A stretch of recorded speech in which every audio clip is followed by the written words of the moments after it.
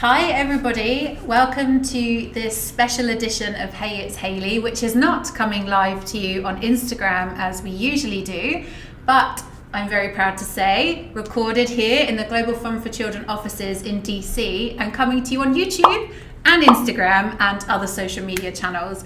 It's such a privilege to welcome you to listen and hear more about Global Fund for Children's new 5-year vision. And here it is. As if by magic, we have our 5-year vision right here, and we're really excited to talk about it and share it with you today. I'm joined by my very dear friend and colleague, Corey Ozer, who is our Global Fund for Children's Vice President of Programs. And I'm so excited for Corey to be here today for the first time on Hey It's Hayley, talking about our new vision. So Corey, before we get to the vision, which is just so exciting. We're so excited to share this with you.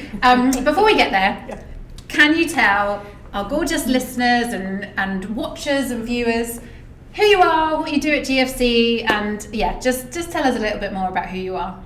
Absolutely. Thank you so much, Hayley, and hi, everybody. It is great to be here talking about one of my favorite topics, GFC, and our 5-year vision.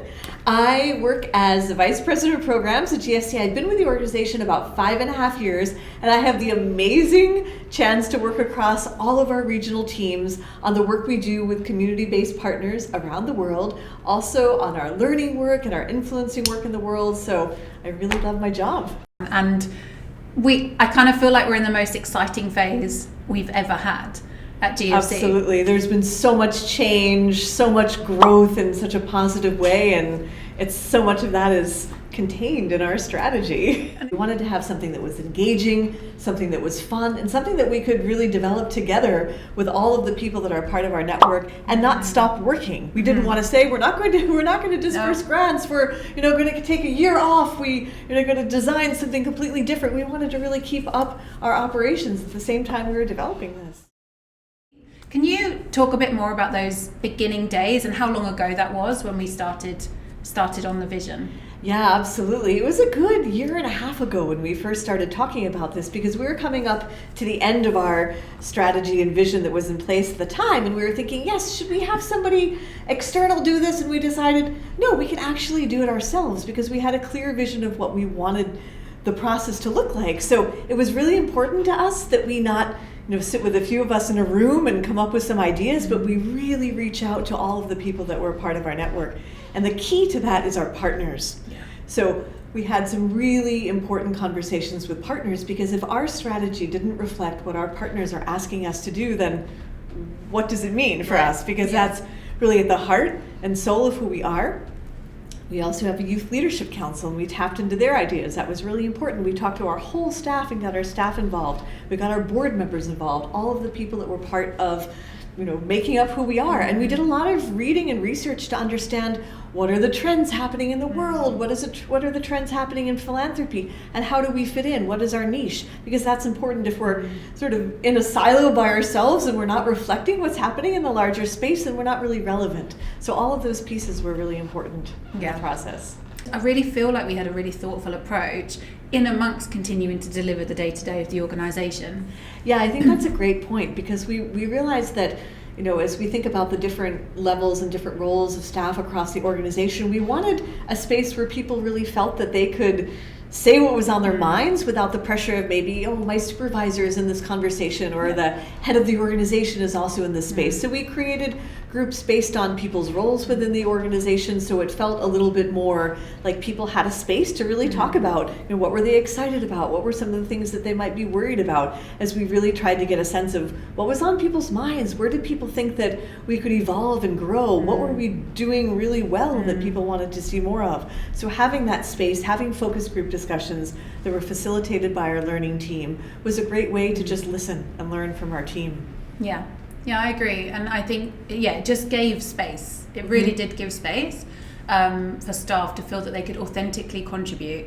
And then for so many staff, I think they saw their ideas come to life in the actual finished document, which I just think is so important. We wanted to make sure that people felt that they were heard, that their voices were part of the process, because that's really important. It really wanted it to reflect everyone that is important to us in the organization. That was so great, because it's a global vision, so it's very difficult to make everything work, but to have that feedback and actually be able to say, no, that makes sense, we can't include that, your point is perfectly clear, and then other times to say, well, actually, but if we say it this way, we can. And I think that's just fantastic. Yeah, and I think one of the most interesting things about this process is that it isn't a radical departure from the things that we were doing. There was a lot of confirmation of things that we were doing and directions that we were moving in, and it was just a way to come to some consensus and some agreement around some of those things, and then see where we could stretch ourselves and push ourselves even further. And I think in our space sometimes funders will come up with a completely different direction, and suddenly none of the organizations that they're funding see themselves in that strategy. So we were really heartened to see that there was a lot of consensus around the team, and then some ideas. Well, here are a couple of areas where we think that in the next 5 years or so we can really grow and evolve, but something that wasn't completely different than anything that we'd done before. And that's a great segue into talking a bit about what's in the vision. Yes. So, what are the key things that you would love viewers to take away if they're never going to pick up the vision, which we encourage you to do so, and we'll tell you where you can get that in a bit. But if they don't, what would you love them to take away from this conversation? Sure. Well, there are a couple of things that we're seeing as our guiding stars. And if you think of a star in the sky as something you're reaching towards, these are not things where we're already absolutely great, but we're learning, we're experimenting, and we think we can do even more. So one of those is what we're calling, and others in our sector are also using this terminology, community-driven systems change. And this really is a way of saying that communities are really having a strong voice in the change that they want to see. So this could apply at different levels. This could apply with our communities of peers, communities of donors. This could relate to how we want to transform philanthropy. This also relates importantly to the work that our partners are doing and what the relationships with their community members are. How do they define communities? How are they going and building strong relationships with communities where communities are actually driving the change that they want to see, and organizations are not telling them, this is what you need, this is what you're doing wrong. So really embracing that and thinking about it and experimenting it in different ways is really a key part of what's in our vision. And then another piece is centering young people, children and youth as leaders and change makers. So as the Global Fund for Children, that's clearly something we very definitely should be doing to that. us. Yeah. And this has so many different components. So it's within our team, within our Youth Leadership Council, but also our partners. So really centering youth leadership and children's leadership is not something that necessarily all our partners are fully embracing. So how can we walk with them on that journey? How can we open space for them to learn from each other and see that there really is a space for young people, not only to be consulted, but really to be in charge and leading and designing. So those are really two key concepts in our strategy and vision. In the practical sense, how will GFC be implementing this 5-year vision? Yeah, well, I think there are also a couple of other components that I can add on to the guiding stars that gives us some other tangible pieces. So one is learning.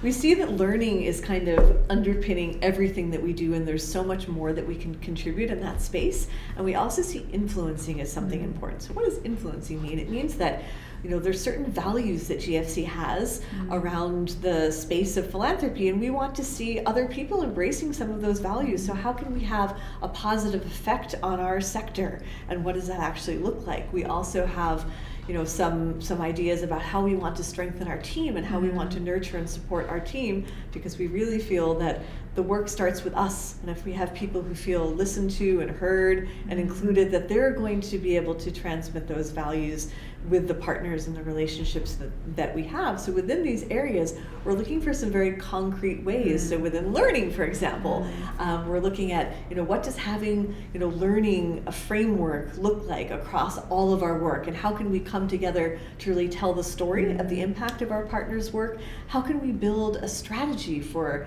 the change that we want to see in the philanthropic sector? So one of our colleagues is right now working to put together a group of 10 young people from our around the world who have some interest in seeing changes in our sector to help create a strategy for influencing together. So those are a couple specifics. So we're looking at these big concepts and then pulling out some of these specific actions for things that we're going to do. Yeah. To say that collaborative, transparent approach that we've had constantly through this means that this really is an organization-owned strategy and vision, but also one that, like we've already talked about, our partners are getting behind and want us to see us grow and take shape as to who we're saying we want to be, which I think is really exciting. Yeah, absolutely. And I think that's a great point, because people may take a look at this and say, okay, we're calling it a vision, but they're saying, where are the details? This feels very big picture, very abstract, and that's exactly what we wanted to do. We wanted something that felt inspiring, where people could read this and say, wow, I'm excited about these ideas. This is something that I feel is, inspirational. But then behind the scenes, we have all the usual, dates and names and who's in charge of what and all of those kind of operational planning details, because it's important to have a vision. It's important to have something that people can really get behind, but you need to have accountability to yourselves, and you need 100%. to have those operational details. So they really go hand in hand, but this is what we really wanted to share with the world to get people inspired about, our vision for change. Definitely. Well, thank you so much. This has been such a great conversation, and it really was a truly collaborative process that I think we all felt really privileged to be part of, and just to see that product is just so exciting. And I can't see it being something that sits on a shelf just because of the way it looks, the work that was done with the illustrator, and the way we've really brought the vision to life. So thank you for joining me, Corey. For anybody who wants to check out the vision, it's on our website. You can also find it on our Instagram pages through some of our photos on there and links.